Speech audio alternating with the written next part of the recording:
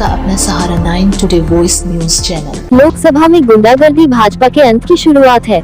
देखिए कैसे भरी लोकसभा में सरेआम संविधान की धज्जियां उड़ाते अमर्यादित अशोभनीय भाषा का प्रयोग करते हुए मुसलमानों के खिलाफ नफरत फैलाते संसद की गरिमा को जमीन उठकर सड़क छाप कुंदे मवाली की तरह ये दक्षिणी दिल्ली से भाजपा के सांसद रमेश बधूड़ी हैं। सदन में चंद्रयान की सफलता पर बहस हो रही थी, तभी दक्षिणी दिल्ली से भाजपा के सांसद रमेश बधूड़ी इस हद तक चले गए कि इन्होंने संवैधानिक भाषा को ताक पर रखकर एक मजहब का नाम लेकर विरोधी दल बहुजन समाजवादी पार्टी के सांसद दानिश अली को सड़क छाप कुंडे अंदाज में गालियां देते हुए अपने मनोवृत्ति को उजागर किया है। ये जनता द्वारा चुने गए बसपा सांसद को कह रहे हैं कि ओ ये भड़वे, ओ ये उग्रवादी, बोलने नहीं दूंगा, खड़ा होगा तो कटुए, ये आतंकवादी है, उग्रवादी है, ये मुल्ला आतंकवादी है, मुल्ले को बाहर देखूंगा मैं। उस नई इमारत में जिसकी गौरव गाथा खुद प्रधानमंत्री नरेंद्र मोदी जी ने किया था, उस संसद की विशेष सत्र में जब रमेश बधूड़ी सभी मर्यादा तोड़ हद से बाहर जा रहे थे, तब उनके पीछे बैठे पूर्व स्वास्थ्य मंत्री हर्षवर्धन और पूर्व कानून मंत्री रविशंकर प्रसाद हंस रहे थे। मोदी जी इस पर मन की बात ट्वीट ही कर देते। सदन की कार्यवाही से उन शब्दों को निकाल दिया गया है, मगर सवाल यह है कि भाजपा सांसद साध्वी प्रज्ञा सिंह ठाकुर की तरह इन पर 15 दिन का नोटिस देकर मामले पर लीपापोती कर दिया जाएगा। क्या लोकतंत्र के मंदिर में विपक्षी सांसदों पर त्वरित कार्रवाई करने वाली सदन क्या रमेश बधूड़ी की संसद सदस्यता रद्द करेगी? क्या भाजपा बधूड़ी को पार्टी से निष्कासित करेगी?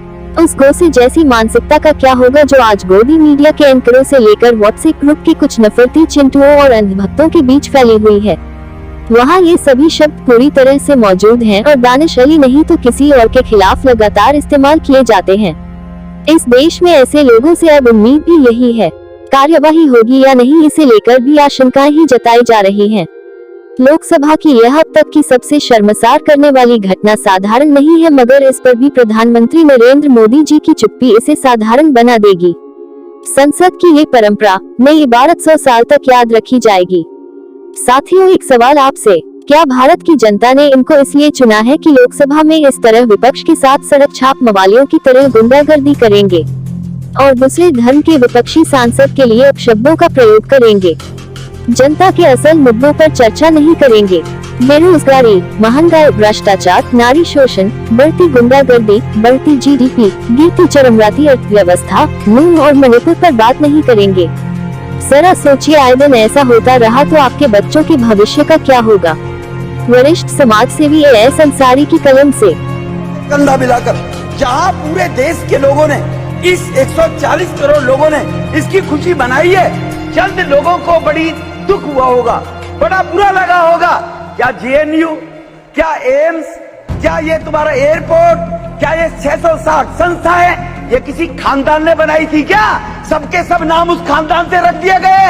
ये भी भारत के लोगों ने, मजदूर ने बनाई थी, तो इसीलिए उन भारत के लोगों का नाम क्यों नहीं रहा? आज चंद्रयान अगर पहुंच जाता है ऐसे दक्षिण पर्व में पहली बार, तो दर्द हो रहा है कि गरीब का बेटा, एक चाय बेचने वाले का बेटा, जिसको कभी मौत का सौदागर, कभी नीच, कभी कहते रहे कुत्ते की मौत मरेगा, बचा नहीं पा रहे हैं। मोदी साहब श्रेय क्यों ले रहे हैं? मोदी साहब श्रेय नहीं ले रहे हैं, श्रेय ले रहे हैं देश के वैज्ञानिक। ओए बड़े, ओए उग्रवादी, श्रेय ले रहे हैं। उग्रवादी बोलने नहीं दूंगा कभी खड़ा होगा, ये बता रहा हूँ।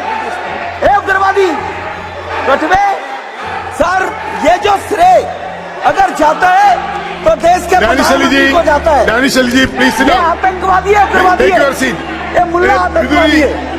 इसलिए सर अभी मैं बताना चाहता हूँ, अधीर रंजन जी, अभी शोर मचा रहे थे, लिस्ट पढ़ रहे थे, उस लिस्ट में अधीर रंजन जी जब लिस्ट पढ़ रहे थे 1975 से लेकर अभी तक, इसकी बात बाहर देखो इस मुल्ले को। If anything wrong, अभी रोड पर रहे थे सर, इसरो ने 2075 से अब तक 52 और पल पर बोलने का अवसर दिया। इस नए परिसर में हम आए हैं। मैं देश की समस्त साइंटिफिक कम्युनिटी को बधाई देने के लिए यहां आपके सामने खड़ा हुआ हूं। मुझे इस बात का फक्र है कि मैं आज नए परिसर में बोलने के लिए जब खड़ा हुआ हूं तो इस देश की साइंटिफिक कम्युनिटी को बधाई देने के लिए खड़ा हुआ हूं। सभापति महोदय,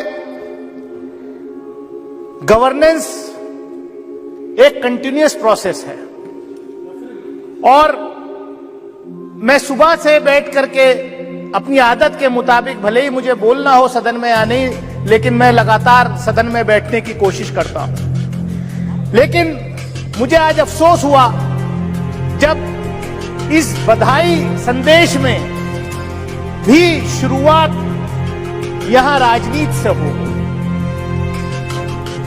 इस सदन के उपनेता ने शुरुआत की, दूसरी तरफ से भी उस तरीके के राजनीतिक टिप्पणियां हुई, लेकिन आज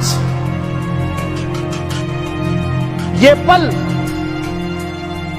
इस देश के सभी साइंटिस्ट को, इसरो में जो काम कर रहे हैं, जिन्होंने आज हमारा सीना चौड़ा किया कि दुनिया के अंदर हम पहला देश बने कि मून के साउथ पोल पर सॉफ्ट लैंडिंग हुई चंद्रयान 3 की।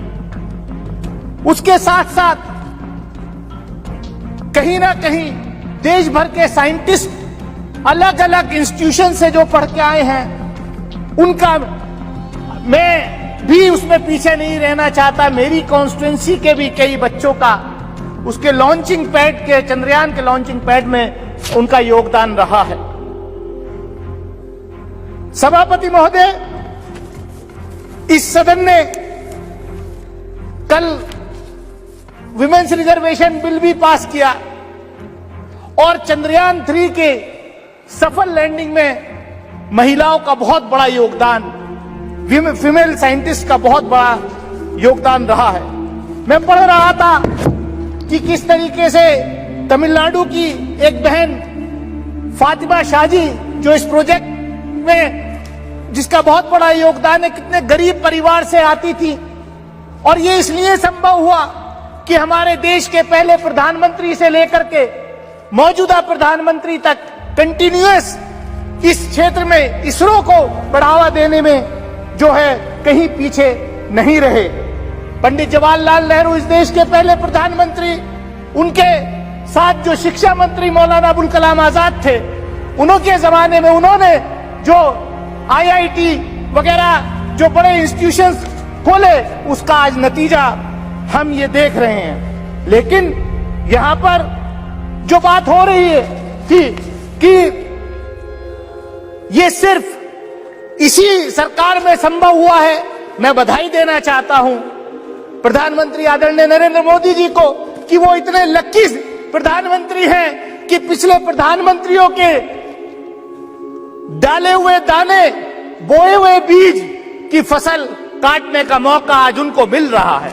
ये अच्छी बात है, लेकिन ये भी सच्चाई है कि पिछले बजट में इसरो का 8% एलोकेशन बजट में कम हुआ है। ये किसी से छुपा नहीं है, क्या ये किसी से छुपा नहीं है। और हमने देखा पिछले दिनों सभापति महोदय, इस सरकार में जिस तरीके के अपॉइंटमेंट्स हो रहे हैं, और मैं कंक्लूड कर रहा हूं, जिसमें कुछ ज्यादा है भी नहीं, मैं कंक्लूड कर रहा हूं। हमने देखा कि पिछले दिनों मंडी के IIT के डायरेक्टर का वीडियो वायरल हुआ कि ये जो हिमाचल प्रदेश में जो बाढ़ फ्लड आया है, यहाँ जो भूस्खलन हुआ है, ये इसलिए हुआ है। मतलब IIT का डायरेक्टर ये सरकार कैसे अपॉइंटमेंट कर रही है कि वो कह रहे हैं कि क्योंकि ये लोगों ने यहां नॉन वेजिटेरियन इस देश में खाना शुरू कर दिया है, इसलिए जो है ये सब आपदा आ रही है। कैसी अनसाइंटिफिक बात लोग कर रहे हैं, और ऐसे लोगों के खिलाफ कोई कार्रवाई नहीं। मैं सभापति महोदय, मैं इतना ही कहूंगा कि जो साइंटिफिक कम्युनिटी है हमारे देश की, उसको हमें जो है बढ़ावा देना चाहिए। मैंने देखा, हम डिफेंस कमेटी के रूप में हम DRDO में गए के साइंटिस्ट से मिले थे। 4 साल तक उनका प्रमोशन जो है वो रोका हो गया था। हमने सवाल किया, खैर अब वो प्रमोशन जो है हो रहा है। तो मैं इतना ही कहूंगा कि यहाँ पर मैं कंक्लूड कर रहा हूं, पोखरण के टेस्ट की बात हुई, 1974 में न्यूक्लियर का टेस्ट हुआ, बाद में वाजपेयी जी के नेतृत्व में भी वो पोखरण 2 हुआ, लेकिन पोखरण 2 की तैयारी नरसिम्हा राव जी के जमाने में हो गई थी। मैं रिकॉर्ड पे कह सकता हूं कि देवेगौड़ा जी जब प्रधानमंत्री थे फाइल आई थी उनके पास, लेकिन उनको एडवाइस